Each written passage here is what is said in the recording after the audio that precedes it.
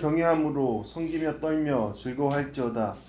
그의 아들에게 입맞추라. 그렇지 아니하면 진노하심으로 너희가 길에서 망하리니 그의 진노가 급하심이라. 여호와께 피하는 모든 사람은 다 복이 있도다. 아멘. 시작됐네 우리 주님의 능력이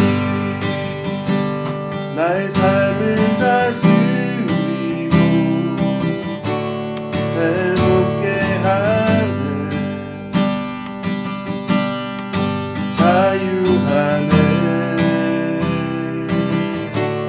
죄와 사망으로부터 나의 삶은 변하구나 충만하네 시작됐네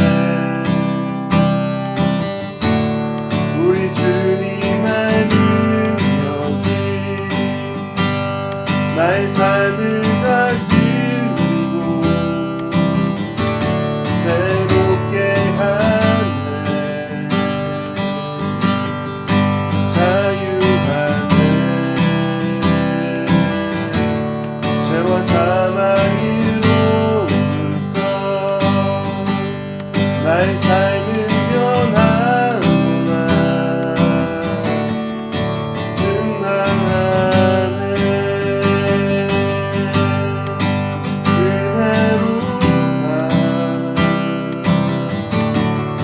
주의 은혜 한량없는 주의 은혜로다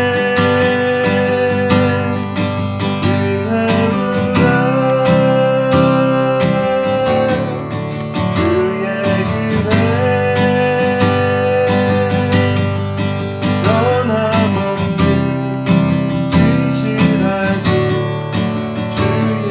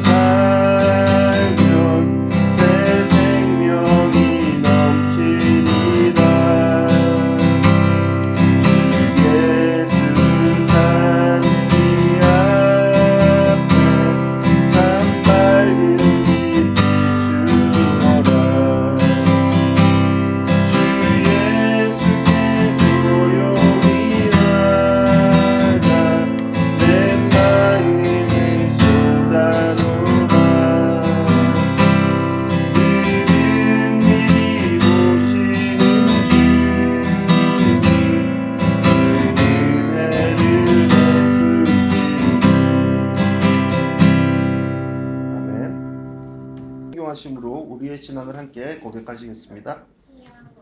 나는 전능하신 아버지 하나님, 천지의 창조주를 믿습니다. 나는 그의 유일하신 아들, 우리 주 예수 그리스도를 믿습니다. 그는 성령으로 잉태되어 동정녀 마리아에게서 나시고 본디오 빌라도에게 고난을 받아 십자가에 못 박혀 죽으시고 장사된 지 사흘 만에 죽은 자 가운데서 다시 살아나셨으며 하늘에 오르시어 전능하신 아버지 우편에 앉아 계시다가 거기로부터 살아있는 자와 죽은 자를 심판하러 오십니다. 나는 성령을 믿으며 거룩한 공교회와 성도의 교제와 죄를 용서받는 것과 몸의 부활과 영생을 믿습니다. 아멘. 말씀의 시간입니다. 전부입니다라는 제목입니다. 사도행전 5장 7절에서 11절까지의 말씀. 사도행전 5장 7절에서 11절까지의 말씀 제가 쭉 읽어가겠습니다. 새 시간쯤 지나서 그의 아내가 무슨 일이 일어났는지도 모르고 들어왔습니다. 베드로가 그녀에게 물었습니다. 말해보아라.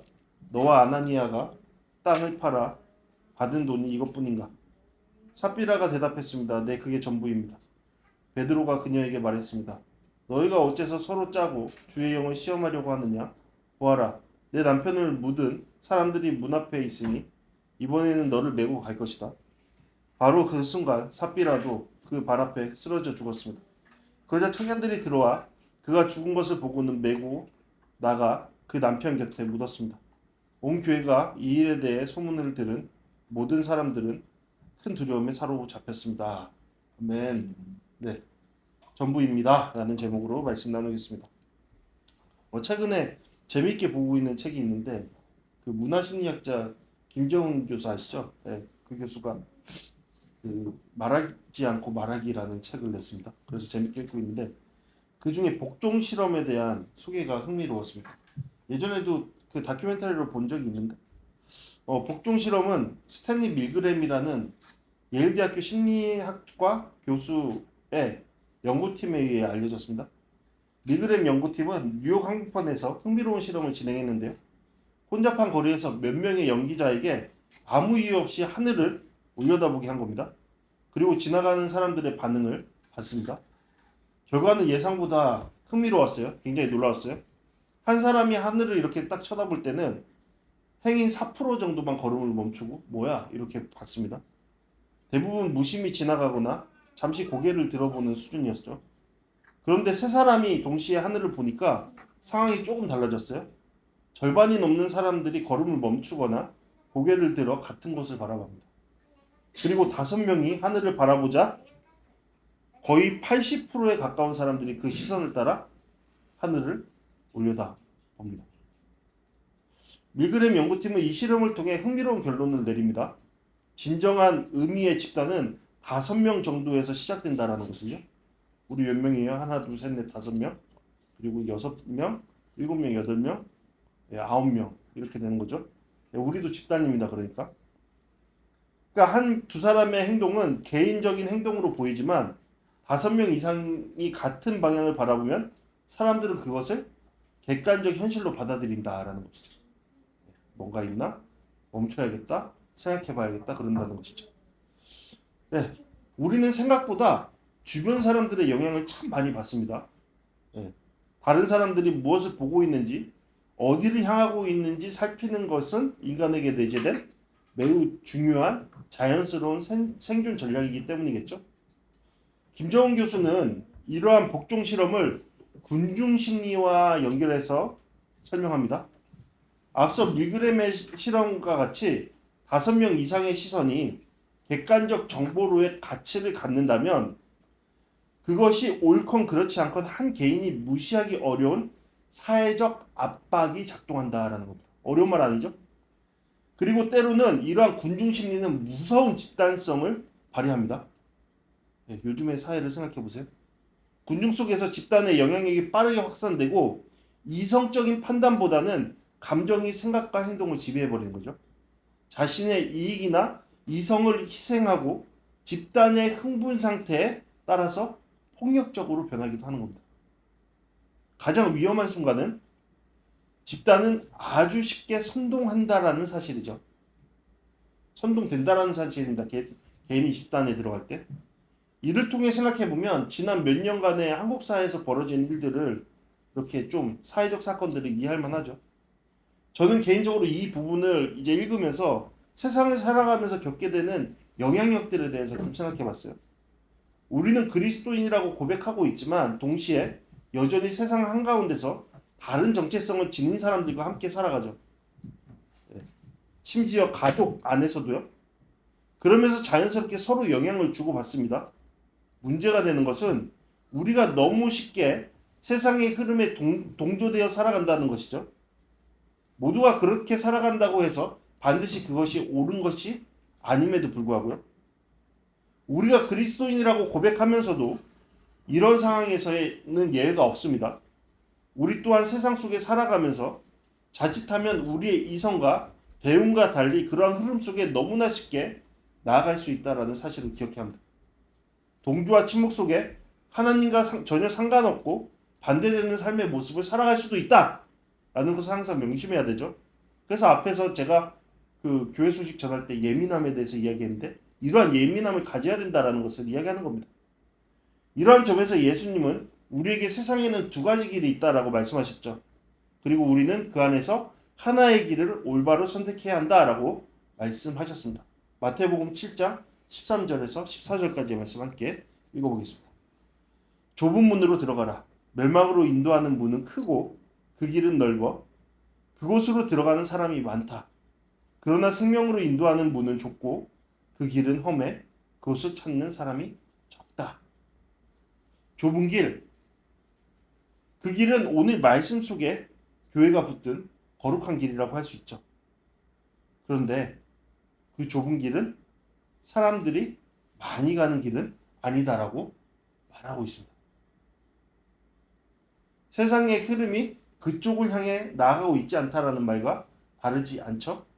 사람들의 매력을 끌 수 있는 종류의 길이 아니다라는 것도 생각해 볼 수 있습니다.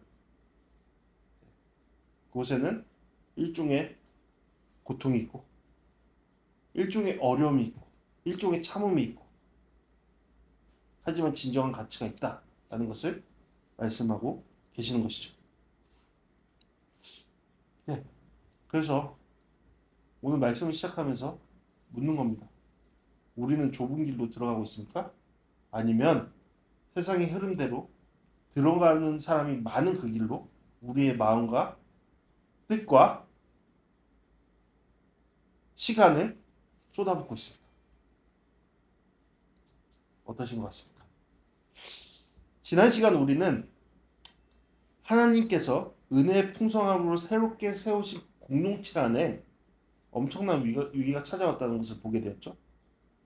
우리는 그 내용을 너무나 잘 알기 때문에 이것에 대한 경각심을 말하지만 당시 그곳 사람들은 그것을 전혀 인식하지 못한 채 그 흐름에 따라 나아갔을 가능성이 매우 컸습니다. 지난 말씀을 상상해 보세요. 생각해 보세요. 사실 생각해 보면 그 일이 지금의 현실에서는 대수롭지 않게 여겨지는 것이기도 하죠. 그래서 우리는 이 정도가 정말 이럴 만한 일인가? 너무한다라고 성경을 보면서 느낄 수도 있습니다. 그러나 성경은 이 거짓된 일을 결코 작은 일이라고 말하고 있지 않죠. 눈에 보이기에는 작아도 이 작음이 전체 공동체의 방향을 상식해 할 수 있는 것처럼 굉장히 예민하게 반응하고 있습니다. 그죠? 그렇다면 우리의 귀는 어디로 향해야 돼요? 이 예민한 반응으로 향해야겠죠. 우리가 만약 성경을 통해 삶의 방향을 정하고 성경을 통해 하나님의 말씀을 듣고 그 계신대로 살아간다라고 고백한다면 우리는 성경의 방향성, 성경의 시선을 봐야 합니다. 네, 하나님은 아나니아와 삽비라의 죄를 결코 가볍게 여기지 않으셨죠.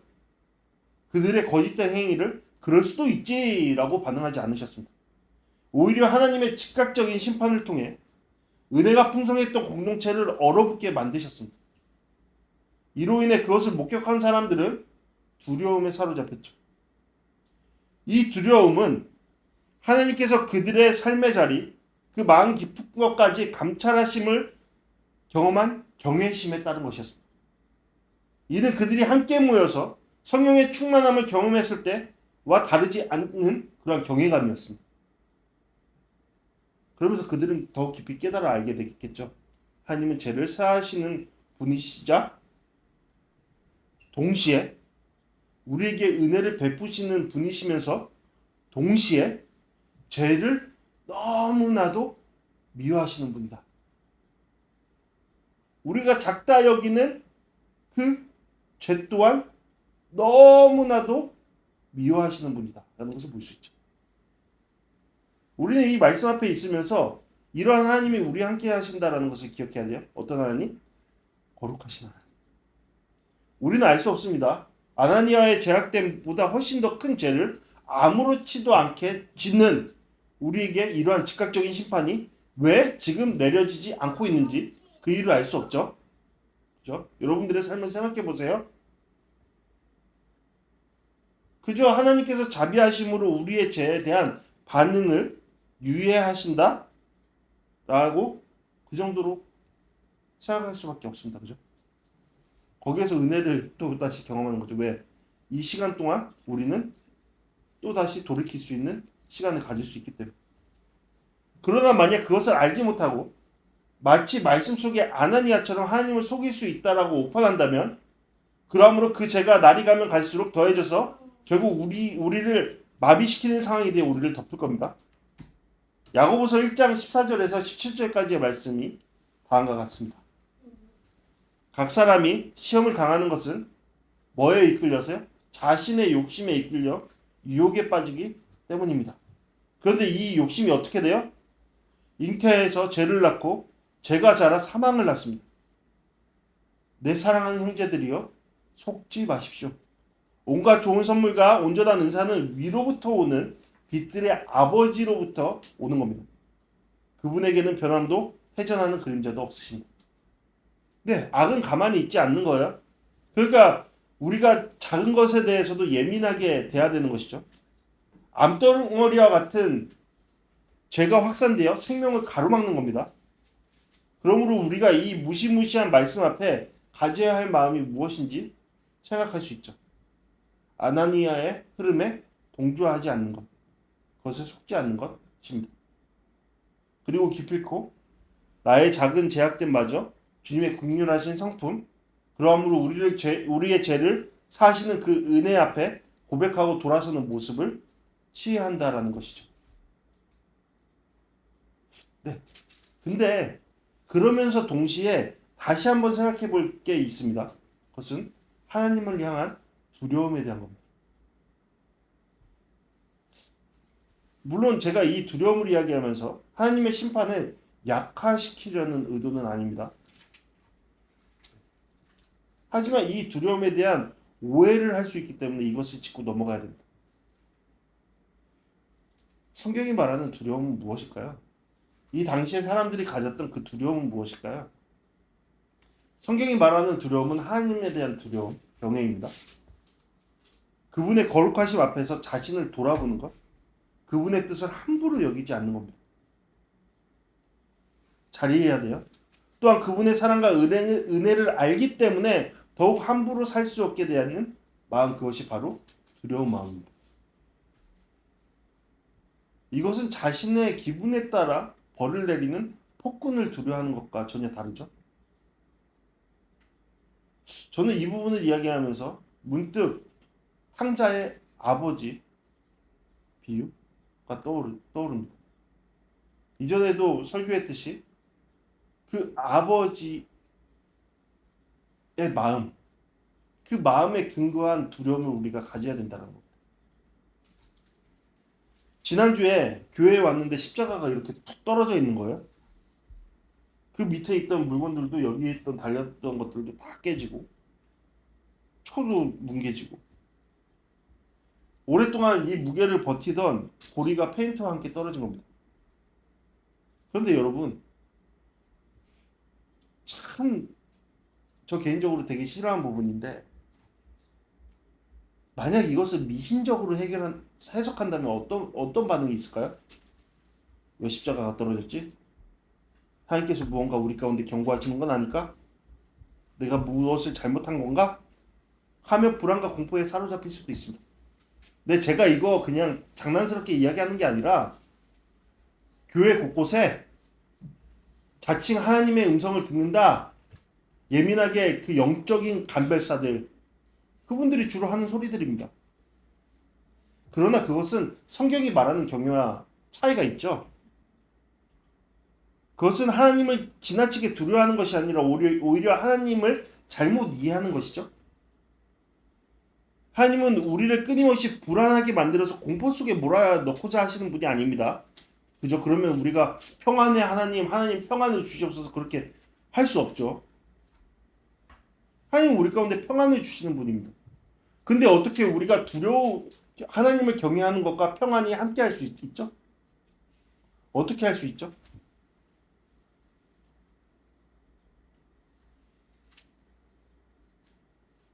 죄를 미워하시는 하나님을 닮아갈 때 그것을 알 수 있는 거죠. 그 품을 벗어나는 그 삶이 얼마나 치욕스럽고 얼마나 비참한지를 알 때 그것을 알 수 있는 거죠. 네, 경외는 그 안에서 벌어지는 행위입니다. 만약 내가 하나님 앞에 범죄한다면, 하나님의 뜻과 상관없는 삶을 살아간다면 내가 받을 것이 무엇인가? 나의 삶의 결과로 주어질 것이 무엇인가? 그것을 기억하는 거죠. 그것이 경외하는 자의 삶의 모습입니다. 참된 경외는 모든 사건을 영적인 신호로 해석하면서 두려움에 빠지는 것이 아니죠. 오히려 하나님께서 어떤 분이신지를 바르게 알고 그분 앞에서 자신을 정직하게 돌아보는 겁니다.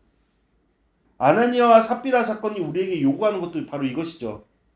왜 누가는 이 성경을 기록하면서 주님의 영감을 받아 이것을 기록하면서 왜 바로 이때 이 사건이 일어났으며 이것을 기록했는가? 왜 그럴까요? 공동체 안에서는 은혜죠. 은혜라고 할 수 있죠. 왜요? 왜 은혜라고 할 수 있나요? 거룩하게 세워져 가는 그 공동체 안에 어떠한 악이 침입했고 그 악을 제거하고 나아갈 수 있도록 돕는 하나의 사건이 되었기 때문에 공동체적으로는 굉장히 중요한 하나님의 은혜라고 볼 수 있는 거죠. 우리도 마찬가지예요. 우리 가운데 좋은 게 좋은 거다. 아, 우리 모임 너무 좋다. 너무 행복하다. 우리 으쌰. 여기도 가고 저기도 가고 맛있는 것도 먹고 우리 서로 헐뜯지도 않고 와, 원만한 관계를 이루면서 좋은 공동체다. 그런데 그 안에서의 어떤 죄들이 발현되는데도 가만히 있는다. 아, 왜? 우리는 그렇게 서로 좋은 게 좋은 거다. 행복해야 되니까. 그럼 이 공동체는 무너진다라는 것이죠. 그것을 기억해야 한다는 겁니다. 그리고 그 무너짐을 깊이 인식하는 거에 있어서 중요한 게 뭐예요? 하나님에 대한 경외라는 거죠.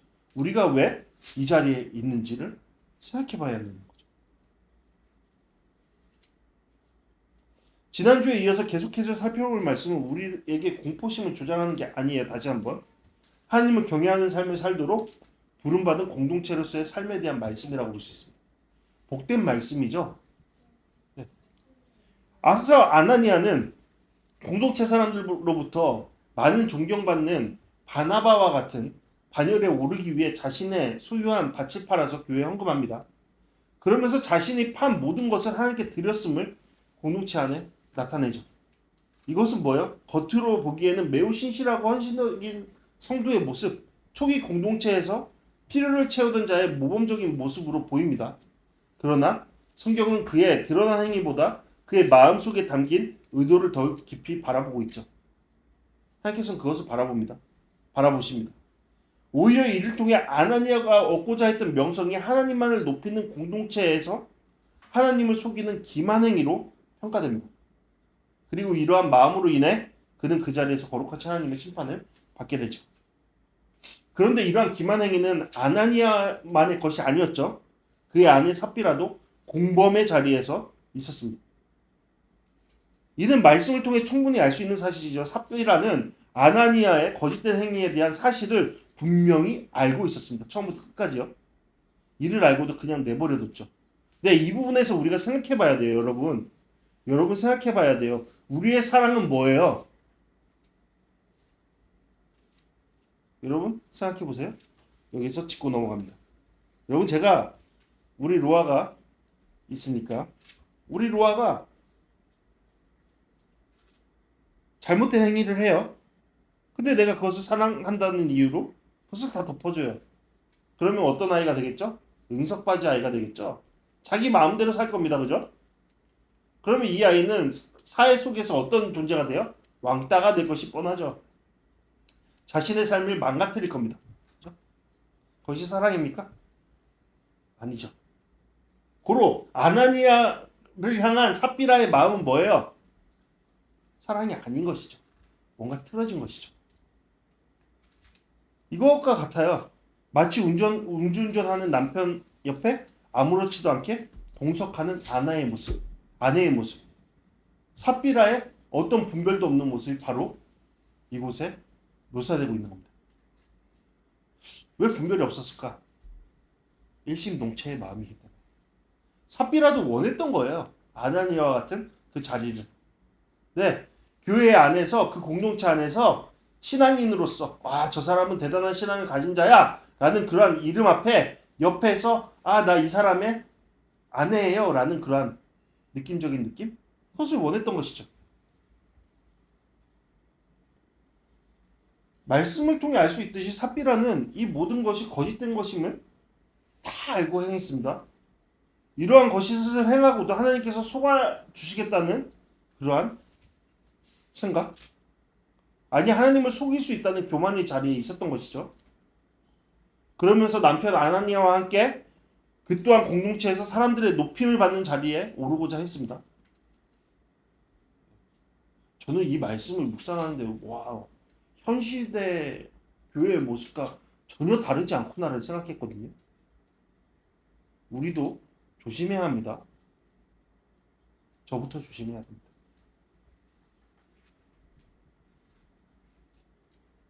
베드로는 3시간 전에 하나님의 심판을 받아 죽은 아나니아의 사건을 전혀 몰랐던 삽비라에게 묻습니다. 이것은 뭐예요? 삽비라에게 있어서 그 남편의 자리를 면할 기회를 준 것이죠. 돌이킬 기회를 준 겁니다. 그러나 사탄의 속임에 따라 그 마음이 거짓된 것으로 가득 찬 삽비라가 돌이킬 지혜는 없었죠. 그래서 아무렇지도 않게 완전 범죄를 꿈꾸며 자신의 남편의 말을 그대로 합니다. 뭐라고요? 전부입니다. 라고요.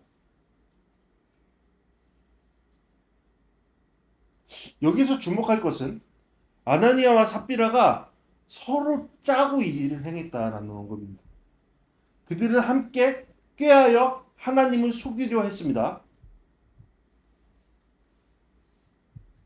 물론 그들의 입장에서는 하나님이 보이지 않았을 거예요. 그저 공동체를 속일 수 있다고 생각했고 자신들의 그러함으로 위치를 높이고자 했던 겁니다. 그런데 주님은 뭐라고 말씀하세요? 너희들이 함께 깨어서 하나님을 속이기로 했다라고 얘기하고 있죠. 지난주에 이야기했던 것처럼 저는 이 부분이 굉장히 흥미롭습니다. 교회는 하나님만을 높이기 위해 한마음 한뜻이 되어 모여있는 상태였죠. 점점 더 그것에 활력을 얻고 생명력을 얻고 점점 더 부흥을 이뤄가는 상태였습니다. 그래서 그들은 그 중심 대신에 예수 그리스도의 성품에 따라 하나님만을 높이고 있는 상태였습니다. 서로를 위해 그러함으로 헌신하는 자리에 있었죠.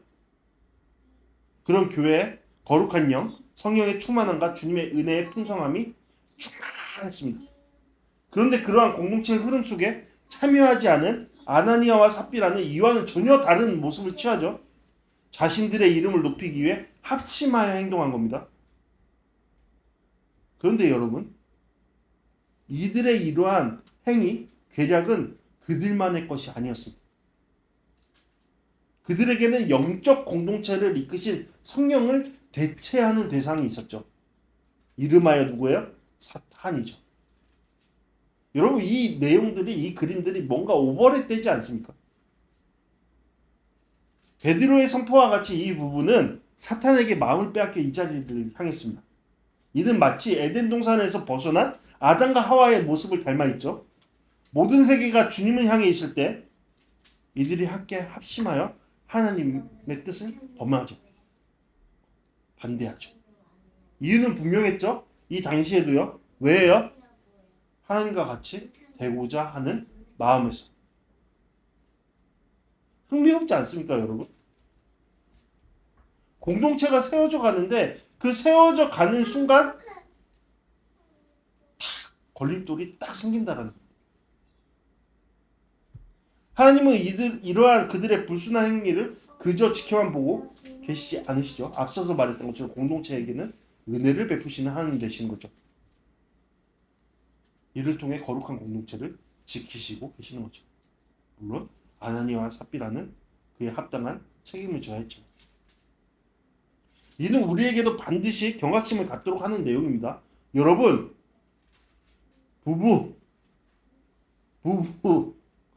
부부요. 그렇게 싸우면서도 악한 일에는 함께 일심동체하는 그 부부 고민해봐야 합니다. 한 사람이 올바로 서야 합니다. 방임, 방조 함께 가는 겁니다. 먼저 믿는 자다운 삶의 모습을 취해야 합니다. 방향을 취해야 합니다. 그 안에 거해야 합니다. 그리고 그곳에서 싸워야 합니다. 왜요? 이것은 굉장히 중요한 문제이기 때문이죠. 가볍게 여길 문제가 아니라고요.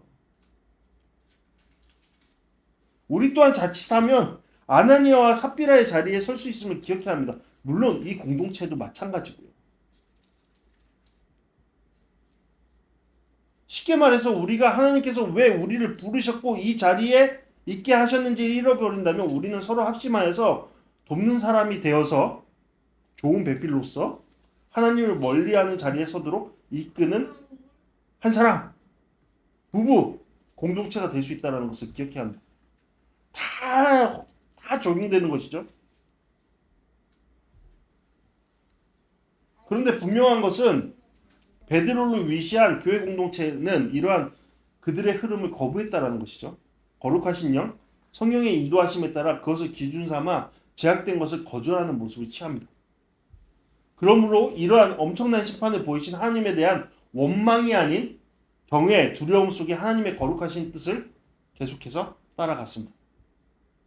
여기서 흥미로운 것은 아나니아와 삽비라의 시신을 들고 나간 사람들이 청년들이었다라는 사실이죠. 원어를 살펴보면 단순히 젊은 사람들이 아니라 공동체 안에서의 젊은 구성원들, 우리식으로 말하면 젊은이들 중에 젊은이들이라는 표현입니다. 근데 여러분 요즘 들어서 가장 인기가 많은 드라마가 뭐예요? 참교육이라는 드라마죠. 네. 우리는 흔히 젊은 세대를 보면서 참교육 대상인 그 젊은 세대를 보며 걱정하죠. 실제로 오늘날 청소년 범죄와 촉법소년 문제를 두고 많은 논쟁을 벌이고 있습니다. 처벌을 강화해야 된다라는 주장도 있고 교육과 회복의 기회를 제공해야 한다라는 주장도 있습니다. 그러나 여기에서 분명한 한 가지 사실이 있는 거죠. 젊은이들에게 올바른 가치관과 삶의 방향을 가르치는 공동체가 필요하다라는 것이죠. 사실 젊은 세대의 모습은 어느 정도 그 사회 공동체의 모습을 반영한다라고 볼 수 있는 겁니다. 젊은이들이 무엇을 중요하게 여기고 무엇을 따라가는가는 그들이 속한 공동체가 무엇을 가르치고 무엇을 보여주고 있는지를 깊이 연결되어 보여주고 있는 거죠. 그러니까 단지 그들만의 문제가 아닌 겁니다. 그런 점에서 오늘 말씀 속의 청년들은 매우 의미 있는 존재들입니다. 그들은 사도들을 비롯한 공동체가 가지고 있던 하나님에 대한 경외심과 거룩함의 기준을 자연스럽게 이어받고 있는 것이죠. 만일 공동체가 죄를 가볍게 여기고 있었다면 그들도 이 사건을 대수롭지 않게 여겼을 겁니다. 아니면 이들은 어떻게 이럴 수 있어? 라며 세를 형성해 이에 대한 반항하는 흐름을 만들었을 겁니다. 충분히 그럴 수 있죠. 혈기왕성하니까요. 그러나 그들은 공동체의 질서 안에서 자신들의 역할을 감당하면서 하나님의 거룩하심 앞에 반응하죠. 여러분 이것은 출애굽기 금송아지 사건과 매우 대조되는 모습입니다. 모세가 산에 올라가 올라간 사이에 백성들은 군중 심리에 휩쓸려서 하나님을 떠나 우상을 만들었습니다. 그러나 오늘 말씀 속에서의 공동체는 달랐죠. 그들은 죄를 죄로 인정하고 하나님의 거룩하심 앞에서 자신들을 낮췄습니다. 그러니까 결국에는 청년들의 이러한 모습은 그 공동체의 영적 상태를 그대로 보여주는 거울과 같다라는 것이죠. 그리고 그 공동체 안에서 하나님을 향한 큰 두려움이 있었다는 것을 반영하고 있는 것이죠. 공포가 아닌 경외로. 여러분, 그래서 제가 질문해보고 싶은 거예요. 여러분, 우리의 삶 가운데 젊은이는 누구입니까? 우리의 신앙을 고스란히 반영하게 될 그 젊은이는 누구냐고요. 이 젊은이도 우리의 신앙을 본받아 나아가는 그런 상황으로 우리는 나아가고 있습니까? 그 질문해봐야죠. 이 생각은 이러한 질문을 남겨요. 내가 누구를 따라가고 있는가? 내가 따라가고 있는 대상은 누구인가? 왜요? 내가 따라가고 있는 그 대상을 바라보며 뒤에 따라오는 그 대상 또한 그 길을 걸을 것이기 때문에. 여러분, C.S. 루이스의 스크루 테이프의 편지라는 책을 보면 고참 악마 스크루 테이프는 제자이자 조카인 위무드에게 다음과 같은 편지를 보냅니다. 제가 쭉 읽어볼게요.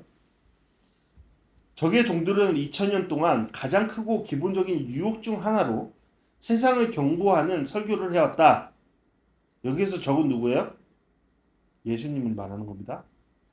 반대로 생각하면 돼요. 하지만 다행히 지난 몇십 년간 그 얘기는 쏙 들어갔다. 요즘 기독교 책을 보면 만몬에 대한 이야기가 내가 원하는 것보다는 많지만 세상의 헛된 일, 친구 선택, 시간의 가치에 관한 경고는 예전에 비해 거의 들리지 않아. 이런 것은 내 환자가 다 청교도주의로 분류하는 것들이지. 여기 환자는 뭐예요? 기독교인이죠. 말이 나온 김에 우리가 청교도주의라는 용어에 부여한 가치야말로 지난 100년 사이에 우리가 거둔 가장 큰 승리 중 하나다. 덕분에 매년 수많은 인간들을 절제, 순결, 건전한 삶에서 구해내고 있으니 말이야. 이 책에서 스크루 테이프와 조카 위무드는 하나님을 대적하는 자, 사탄을 말하는 것이죠. 따라서 여기서 말하는 적은 예수님이신데 여기서 구해낸다라는 것은 결국 예수님을 따르는 자들을 파멸시킨다라는 의미입니다. 루이스는 이 책을 1942년에 발표했는데 이러한 현상이 고스란히 지금 나타나고 있죠. 교회 안에서는 죄에 대한 언급이 인기가 없고 귓등으로 들리거나 귀찮은 잔소리 정도로 들립니다. 죄는 하나님을 향한 방향을 잃은 것인데 그러한 것에 대한 언급과 소리는 멈췄습니다. 주일에 교회에 위로받고 힘을 얻으러 갔는데 자꾸 어두운 소리를 하냐며 비냥거림 되는 이유가 되기도 하죠. 그러다 보니까 세상은 점점 더 어둠을 향해 가는데 더 이상 그 어둠을 말하지 않고 괜찮아, 모든 것이 잘 될 거야 라고 말하는 것이 교회의 모습으로 변질되어 가고 있습니다. 근데 하나님께서 뭐라고 말하죠? 너희들은 세상의 빛이다 라고 얘기하죠. 빛을 소유해야 되는데 빛이 없습니다. 너희는 세상의 소금이다 라고 말하는데 소금의 짠맛을 잃어버렸습니다. 왜죠? 거룩함을 잃어버렸기 때문에. 죄에 대한 분별함을 잃어버렸기 때문에. 죄에 대한 경계를 하고 그것에 대한 싸움이 우리 안에 벌어지지 않기 때문에 더 이상 세상과 교회는 다르지 않다. 아니, 세상보다 더 못한 모습으로 교회가 위치해 있다는 것이죠. 이것이 교회의 모습입니다. 하지만 교회의 정체성은 아니죠. 교회는 가장 높은 거룩성을 지녀야 마땅한 것이죠. 성적으로 문란한 이 세대에 몸은 단지 우리의 쾌락을 위한 고기가 아니라는 것, 우리의 몸은 하나님의 성전이라는 것을 알려줘야 되죠. 그죠? 그것이 교회의 역할입니다. 물질이 지배하는 이 세대에 그보다 훨씬 더 중요한 영혼의 문제가 있음을 말해줘야 합니다. 그 소유에 대한 추구가 결코 만족을 줄 수 없다는 것, 오히려 거기에 대해 중독된 삶을 살아가면 오히려 삶을 망치는 원인이 된다는 것을 경고해야 하죠. 너가 답이야. 너 하고 싶은 대로 해. 너의 욕망으로 움직여야 해. 라고 말하는 왕이 없는 왕국을 원하는 이 세대에 그 욕망이 결국 너를 파멸로 이끌 것임을 분명히 선포할 수 있는 곳. 그것이 교회여야 하죠.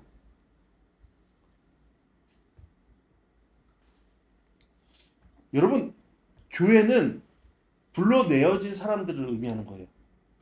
우리가 알고 있는 장소나 건물의 개념보다는 사람들을 의미하는 겁니다. 그러니까. 그렇다면 무엇으로 부름받은 거예요, 우리는? 거룩함으로 부름받은 거예요. 거룩하다라는 것은 구별되다, 독특하다, 다르다라는 것인데 삶의 모양, 방향, 정체성이 다르다라는 겁니다. 뭐가 도대체 다른 거예요? 높이는 대상이 다른 거죠. 따르는 대상이 다른 거죠. 추구하는 방향이 다른 거죠. 우리의 기준은 모든 영역에서 달라야 마땅하다라는 겁니다. 우리가 교회로 부름받았다. 그렇지 않다라는 것은 하나님을 기만하던 아나니아와 삽비라의 자리에 있는 것과 다름이 없습니다. 그러면 말씀을 마무리하는 이 지점에서 다시 한번 또 질문하는 거죠. 우리의 위치, 우리의 방향은 어디에 있습니까? 베드로와 그를 따르던 교인들의 자리에 있습니까? 아니면 아나니아와 삽비라의 자리에 있습니까? 마태복음 7장 24절에서 27절 말씀 한번 보십시오. 예수님께서는 두 집을 비유하십니다. 평상시에는 별로 다를 바 없는 두 집을 비유하시죠. 그런데 차이가 극명하게 나타나는 때가 있습니다. 어떤 때요? 바람이 세차게 불 때. 그때 이 두 집은 한 집은 무너지고 한 집은 견고하게 서 있습니다. 왜요? 기초가 다르기 때문이죠. 고로 이 말씀은 뭐예요? 너희의 무너짐은 교회 안에 있다라는 것이죠. 너희들이 생각하기에 올바른 신앙을 갖춰진 그 자리에 있는 자가 무너진다. 어느 때?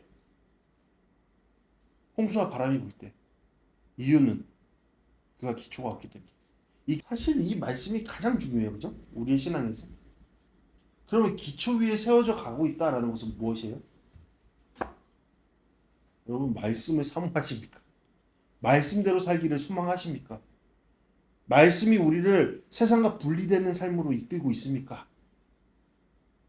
말씀을 알기 위해, 말씀을 따르기 위해 전전긍긍하면서 살아가고 있습니까? 그거죠. 그것이 평상시에는 어떠한 열매로도 나타나지 않을 수도 있습니다. 하지만 열매로 분명히 나타나죠. 우리의 젊은이를 통해서, 우리의 삶의 여러 현상들을 통해서. 그래서 오늘 말씀을 마무리하면서 권면합니다. 저 스스로에게도요. 여러분, 우리가 추구해야 될 삶의 방향은 바로 이것입니다. 그대로 주님의 말씀을 듣고 그대로 실천하는 삶. 그것이 거룩한 삶입니다. 그런 삶으로 주님은 우리를 부르셨습니다. 우리를 교회로 삼으셨습니다. 그럴 때 우리는 아나니아처럼 그에 가장 가까운 삽비라를 사망의 길로 인도하는 것이 아니라 베드로와 같이 그와 관련된 젊은이들을 생명으로 인도하는 삶의 자리로 나아가게 될 겁니다. 그러한 자리로 나아가는 우리 모두가 되기를 간절히 소망합니다. 다 같이 주님 말씀하시면 찬양하시겠습니다. 주님 말씀하시면 내가 나가리라. 주님 뜻이 아니면 내가 멈춰서리라. 나의 가고 서는 것 있으니 오 주님 나를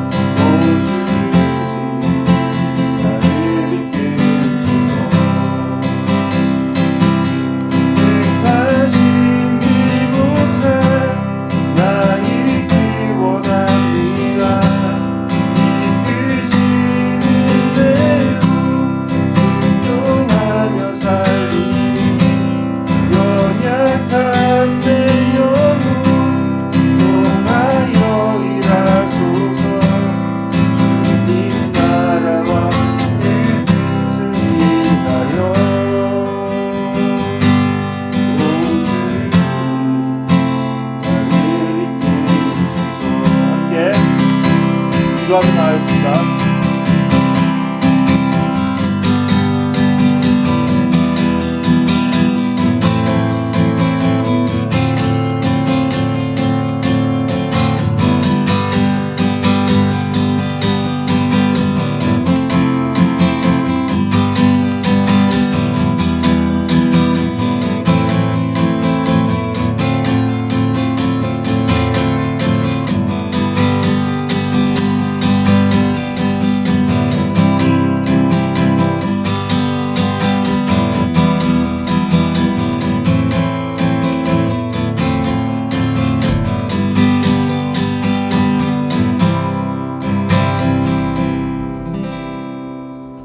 하나님 아버지, 저희를 은혜 가운데 거룩으로 부르셨음을 고백합니다. 주님, 우리 각 사람 너무나 귀하고 존귀한 자들입니다. 주님께서 그렇게 우리를 여기십니다. 그렇게 우리를 사랑하시고 이 자리로 불러내어 주셨습니다. 주님, 우리의 모습이 그 은혜를 알며 그 은혜로 살아가는 삶이 될 수 있도록 아버지 인도하시옵소서.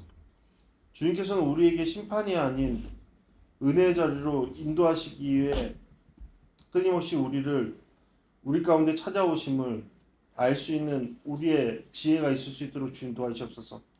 그러므로 그 은혜에 올바로 반응할 수 있는 우리의 모습이 될 수 있도록 하시옵소서. 우리가 죄의 모양은 무엇이더라든 벗겨버리고 제거하고 주님의 거룩하심 앞에 나아갈 수 있도록 하여 주시옵소서.